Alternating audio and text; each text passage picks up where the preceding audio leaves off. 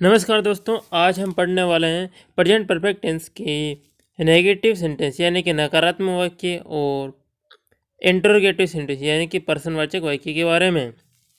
तो हम शुरू करते हैं नेगेटिव सेंटेंस यानी कि हमारा पहला है नकारात्मक वाक्य, जिसका फॉर्मूला है हमारे पास सब्जेक्ट प्लस हैज या have plus not plus verb की थर्ड फॉर्म। हमने पिछले वीडियो में पढ़ा था कि हैज का प्रयोग सिंगुलर सब्जेक्ट जैसे ही, सी, इट और प्रॉपर नाउन जैसे राम, श्याम आदि के साथ करते हैं। ऐसे हैव का प्रयोग आई तथा प्लूरल सब्जेक्ट जैसे वी, यू, दे आदि के साथ करते हैं। हम पहला एग्जाम्पल लेते हैं। मैंने एक पत्र नहीं लिखा है। इसकी अंग्रेजी हम फॉर्मूले के हिसाब से बनाएंगे। तो हम सबसे पहले सब्जेक्ट लाएंगे। तो इस वाक्य में सब्जेक्ट है हमारा मैंने।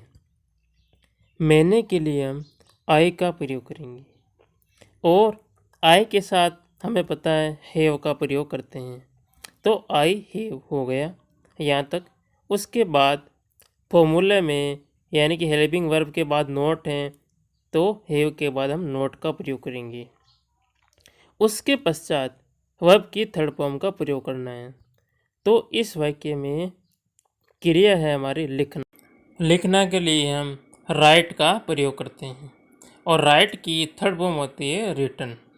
तो नोट के बाद हम रिटन का प्रयोग करेंगे। फिर हमारा वाक्य में बचा हुआ है एक पत्र। एक पत्र के लिए हम ए लेटर का प्रयोग करेंगे। तो इस प्रकार मैंने एक पत्र नहीं लिखा है, इसकी अंग्रेजी हो जाएगी I have not written a letter. दूसरा एग्जाम्पल है हमारा उसने भोजन नहीं पकाया है। तो इस वाक्य में सब्जेक्ट है हमारा उसने। उसने के लिए हम सी का प्रयोग करेंगे और उसके बाद हम हैज का प्रयोग करेंगे क्योंकि सी एक सिंगुलर सब्जेक्ट है। उसके बाद यानी कि हैज के बाद हम नोट का प्रयोग करेंगे क्योंकि हमें नोट तो तीसरे स्थान पर लगाना ही है। तो पहले स्थान पर हमारा सी आ गया, दूसरे स्थान पर हैज, तीसरे स्थान पर नोट और उसके बाद हमें क्रिया लानी है। और इस वाक्य में क्रिया है हमारी पकाना।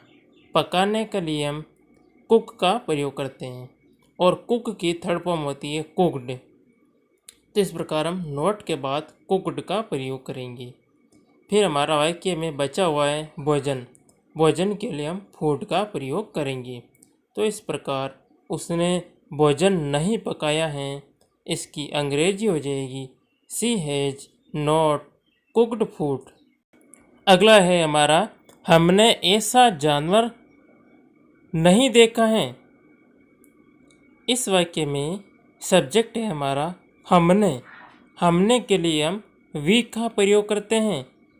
उसके बाद हम हैव का प्रयोग करेंगे क्योंकि हमें पता है वी एक प्लूरल सब्जेक्ट है और प्लूरल सब्जेक्ट के साथ हम हैव का प्रयोग करते हैं। उसके बाद हम नॉट का प्रयोग करेंगे। उसके बाद हम क्रिया यानी कि वर्ब की थर्ड फॉर्म का प्रयोग करेंगे। तो इस वाक्य में क्रिया है देखना और देखना के लिए हम सी का प्रयोग करते हैं और सी की थर्ड फॉर्म होती है सीन। तो इस प्रकार हम नोट के बाद सीन का प्रयोग करेंगे। और इस वाक्य में हमारा बचा हुआ है ऐसा जानवर। ऐसा जानवर के लिए हम सच एन एनिमल का प्रयोग करेंगे। सच यानी कि ऐसा, एन एनिमल का मतलब यानी कि जानवर। तो हमने ऐसा जानवर नहीं देखा है, इसकी अंग्रेजी हो जाएगी we have not seen such an animal. अब हम इंटरोगेटिव सेंटेंस यानी कि प्रश्नवाचक वाक्य के बारे में पढ़ते हैं। इसमें हम दो टाइप पढ़ेंगे। पहला है हिंदी में क्या से शुरू होने वाले वाक्य, जिसका फॉर्मूला है हमारे पास हैज या have plus subject plus verb की थर्ड फॉर्म। यानी कि एफर्मेटिव सेंटेंस की तरह ये फॉर्मूला, केवल हेल्पिंग वर्ब को सब्जेक्ट से पहले रखना है। पहला एग्जाम्पल लेते हैं। क्या मैं एक पत्र लिख चुका हूँ। इस वाक्य में सब्जेक्ट है हमारा मैं के लिए हम आई का प्रयोग करते हैं और आई के साथ हमें पता है हैव का प्रयोग किया जाता है। तो हम इस वाक्य में सबसे पहले हैव का प्रयोग करेंगे, उसके बाद सब्जेक्ट आई का प्रयोग करेंगे, उसके बाद हम वर्ब की थर्ड फॉर्म का प्रयोग करेंगे। तो इस वाक्य में क्रिया है लिखना, और लिखना के लिए हम राइट का प्रयोग करते हैं, और राइट की थर्ड फॉर्म होती है रिटन। तो इस प्रकार हम आई के बाद रिटन का प्रयोग करेंगे। फिर हमारा वाक्य में बचा हुआ है एक पत्र। एक पत्र के लिए हम ए लेटर का प्रयोग करेंगे। तो क्या मैं एक पत्र लिख चुका हूँ, इसकी अंग्रेजी हो जाएगी have I written a letter. दूसरा एग्जाम्पल है हमारा, क्या तुमने जयपुर देखा है। इस वाक्य में सब्जेक्ट है हमारा तुमने। तुमने के लिए हम प्रयोग करते हैं यू का, और यू के साथ हैव का प्रयोग किया जाता है। तो सबसे पहले हम हैव का प्रयोग करेंगे, उसके बाद सब्जेक्ट यू का प्रयोग करेंगे। फिर हम क्रिया यानी कि वर्ब की थर्ड फॉर्म का प्रयोग करेंगे। तो इस वाक्य में क्रिया है देखना। देखना के लिए हम सी का प्रयोग करते हैं, और सी की थर्ड फॉर्म होती है सीन।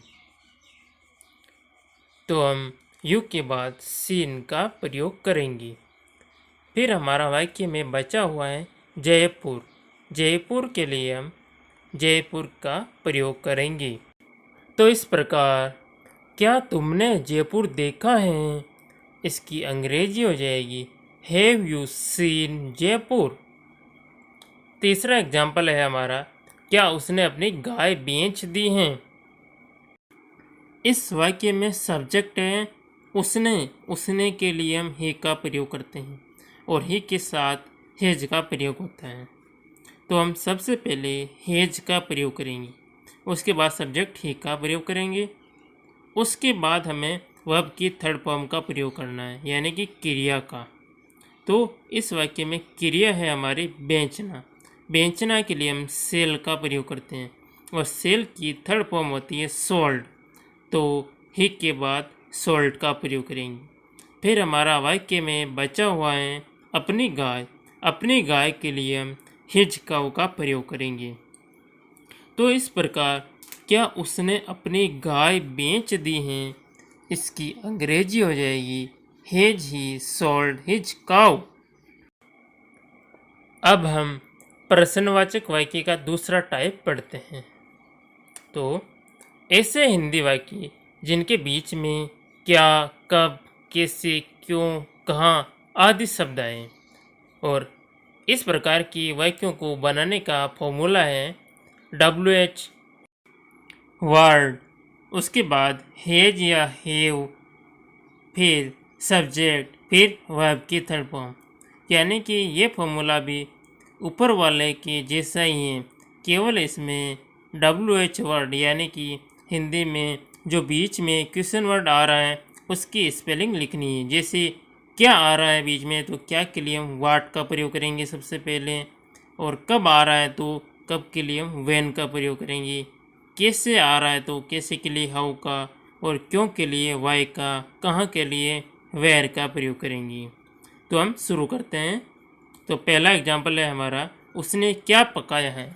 इस वाक्य में बीच में क्या आ रहा है, तो क्या की स्पेलिंग सबसे पहले लिखेंगे वाट, उसके बाद हम हेल्पिंग वर्ब का प्रयोग करेंगे।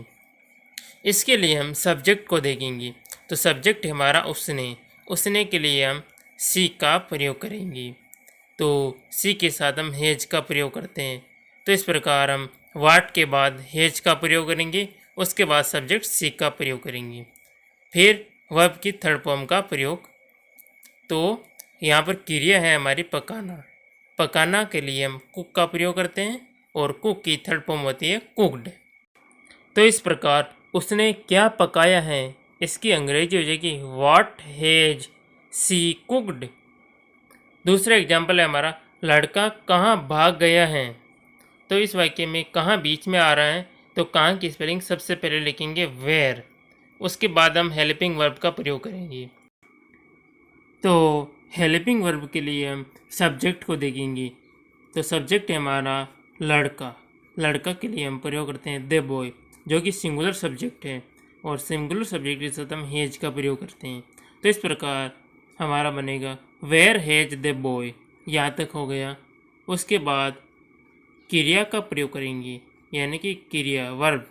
तो क्रिया है यहाँ पे हमारा भागना। भागना के लिए हम रन अवे का प्रयोग करते हैं। तो इस प्रकार लड़का कहाँ भाग गया है, इसकी अंग्रेजी हो जाएगी where has the boy run away. तीसरा है हमारा कितने लड़के आज आए हैं।